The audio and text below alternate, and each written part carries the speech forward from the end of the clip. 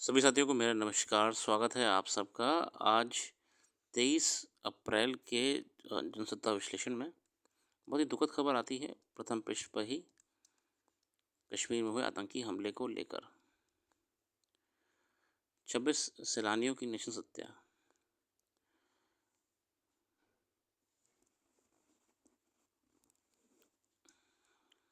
आगे बढ़ते हैं आज के संपादकीय की ओर। बहुत ही दुखद घटना है। देश की आंतरिक सुरक्षा को और बेहतर करने की ज़रूरत है।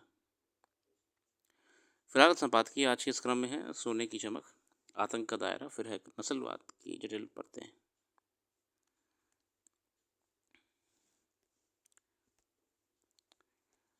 एक दिन में अभूतपूर्व उछाल के साथ सोने का भाव बढ़कर 1 लाख प्रति 10 ग्राम तक पहुंच गया। जिस तरह इसकी कीमत में लगातार तेजी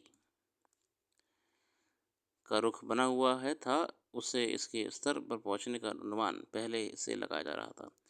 सोने की कीमत बढ़ने की कुछ वजह साफ है। अमेरिका शुल्क नीति के कारण जिस तरह दुनिया भर में आर्थिक अनिश्चितता का वातावरण है, उसमें सोने की कीमत बढ़ती तय थी। दूसरी बढ़ती महंगाई को काबू करने के लिए दुनिया भर की केंद्रीय बैंकों ने ब्याज दरों में कटौती कर रखी है, जिससे आम लोगों को बैंकों में पैसे रखने के बजाय सोने में निवेश करना ज़्यादा फायदेमंद लगने लगा है। इस वजह से लोग सोना अधिक खरीदने लगे हैं। इसके अलावा डॉलर की कीमत कम होने से भी विदेशी निवेशकों के लिए सोना खरीदना सस्ता हो गया है। फिर विभिन्न देशों में संघर्ष के चलते पैदा हुई आर्थिक अनिश्चितता के कारण कई देशों के केंद्रीय बैंकों ने भारी मात्रा में सोना खरीद कर जमा करना शुरू कर दिया है। बीते कुछ समय से सोने की मांग न केवल भारत में बल्कि दुनिया भर में बढ़ी है। जब उत्पादन कम होता है तो और मांग बढ़ती है तो वस्तुओं की कीमतें बढ़ती ही हैं। इसलिए यह अकारण नहीं है कि पिछले 3.5 महीनों में ही सोने की कीमत में करीब 26% की अभूतपूर्व वृद्धि हुई है। विशेषज्ञों का अनुमान है कि सोने की कीमत में बढ़ोतरी का रुख अभी भी बना हुआ रहेगा और ये 1.25 लाख रुपए प्रति 10 ग्राम तक पहुंच सकती है। यही है, देखिए, मार्केट अपने आप में बैलेंस आउट कर लेती है। जहाँ एक तरफ शेयर मार्केट डाउन चल रही थी, वहीं पे गोल्ड ने कहीं न कहीं इन्वेस्टर्स को एक पॉजिटिव आउटलुक दिया है। अगला कश्मीर में हुई घटना को लेकर है। फिर नस्लवाद की जटिल परतें। जयप्रकाश त्रिपाठी साहब लिखते हैं, नस्लवाद हमारे औपनिवेशिक अतीत का एक ऐसा आईना है जिसमें गुलामी और औपनिवेशवाद की विरासत आज भी मानव समाज को गहरे तक प्रभावित कर रही है। ये विरासत नस्लीय संस्कृति, आर्थिक और राजनीतिक रूप से हमारे जीवन में साझा हो रही है। गुलामी और उपनिवेशवाद ने पीढ़ियों से नस्ली विरासत, परंपराओं, संस्कृति, मूल्य और पहचान को धुंधला किया है। अश्वेत, अल्पसंख्यक, दलित और आदिवासी लोगों के प्रति नकारात्मक दृष्टिकोण ने दासता और गुलामी को नए नए रूपों में तर्कसंगत बना रखा है। अध्येता पश्चिमी प्रथाओं की समानता भारत की अनूठी सांस्कृतिक पहचान फीकी पड़ने का खतरा बता रहे हैं। सदियों से विकसित हुई परंपराएं क्षणभंगुर आधुनिक रुझानों के लिए दरकिनार की जा रही हैं। भारत में आज भी अंग्रेजी आधिकारिक भाषा है। इससे उन तमाम भारतीयों को परेशानी हो रही है जो अंग्रेजी नहीं जानते। पिछले 500 वर्ष में नस्लवाद के कई रूप परिलक्षित होते रहे हैं। अहम सवाल है कि नस्लवाद की विचारधारा इतने लंबे समय तक क्यों चली आ रही है, जबकि अब हम जानते हैं कि एक ही माना जाती है। इस प्रश्न के उत्तर में इतिहास के विभिन्न समयों और विभिन्न भौगोलिक स्थानों में नस्ल, राष्ट्रवाद और धर्म के बीच घनिष्ठ संबंध को समझना आवश्यक है। अगर हमें नस्लवाद के सार और शक्ति को समझना है तो राष्ट्र और धर्म के साथ गहरे संबंध को भी समझना होगा। औपनिवेशवाद मानव इतिहास का भयावह अध्याय है। दास व्यापार का अपराध और उसका प्रभाव आज भी अनसुलझा पड़ा है। इतिहास को मिटाना, आख्यानों को बदलकर लिखना और दास्तां के आंतरिक नुकसान को खारिज करना विश्व मानवता के साथ धोखा है। शोषित दास्तां से प्राप्त लाभ और व्यापार को आधार देने वाली नस्लवादी विचारधाराएं अभी दुनिया का पीछा कर रही हैं। 4 शताब्दियों से अधिक समय से करोड़ों लोग इसका गहरा दंश झेल रहे हैं। महासागरों की क्रूर यात्राएं प्रभावित लोगों के जीवन से खेल रही हैं। परिवार बिखर रहे हैं। कई समुदाय पूरे के पूरे नष्ट हो जाते जा रहे हैं। इन समुदायों को मानव पीढ़ियों की गुलामी में डाल दिया गया है। भारत में दलित विरोधी नस्लवाद गंभीर सामाजिक समस्या है।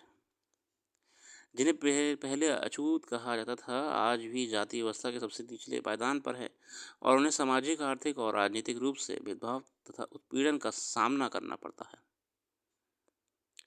अक्सर कक्षाओं में दलित बच्चों के पीछे बैठने के लिए मजबूर किया जाता है। दलितों को निम्न स्तरीय काम करने के लिए मजबूर किया जाता है और उन्हें समान काम के लिए कम वेतन दिया जाता है। उन्हें भूमि का स्वामित्व रखने या व्यवसाय शुरू करने से भी वंचित किया जाता है। उनके खिलाफ हिंसा और अत्याचार के मामले आम हैं, जिन्हें में बलात्कार, हत्या और संपत्ति को नुकसान पहुंचाना शामिल है। जमीनी स्तर पर दलित विरोधी नस्लवाद आज भी व्यापक है। वर्ष 1807 ब्रिटेन में दास व्यापार उन्मूलन अधिनियम पारित होने के कुछ साल बाद हेती पहला गुलाम मुक्त गणराज्य बना था। हेती आपका यूएसए के पास है, HAITI हेती। अब गुलामी और उपनिवेशवाद को स्थायी विरासत के पर नए सिरे से चिंतन का वक्त है। मुक्ति के लिए अब प्रभावित देशों की सरकारों मानवाधिकारों के दायित्व का पालन करते हुए साझा निर्णायक कदम उठाने होंगे। सरकार है, ऑर्गेनाइजेशन है, सिविल सोसाइटी की NGOs हैं, समाज है, इन सबको मिल के अब नई दिशा से काम करने की ज़रूरत है। भारत में उपनिवेशवाद की विरासत में नस्लवाद, भेदभाव, सामाजिक आर्थिक असमानताएं और सामाजिक बुनियादी ढांचे का खराब होना शामिल है। उपनिवेशवादी अपने फ़ायदे के लिए उपनिवेशों की आबादी को दुनिया भर में ले गए। उपनिवेशवाद के दौरान उपनिवेशों में जाति आधारित पदानुक्रम बनाया गया। उपनिवेशवाद के दौरान उपनिवेशों में धार्मिक हिंसा भी हुई। उपनिवेशवादियों ने भारत के धन और संसाधनों का शोषण किया। उपनिवेशवादियों ने भारत को कम वेतन दिया और श्वेत सैनिकों से अलग रखा। उपनिवेशवादियों ने भारत को इस्तेमाल अपने साम्राज्य के बाकी हिस्सों में किया।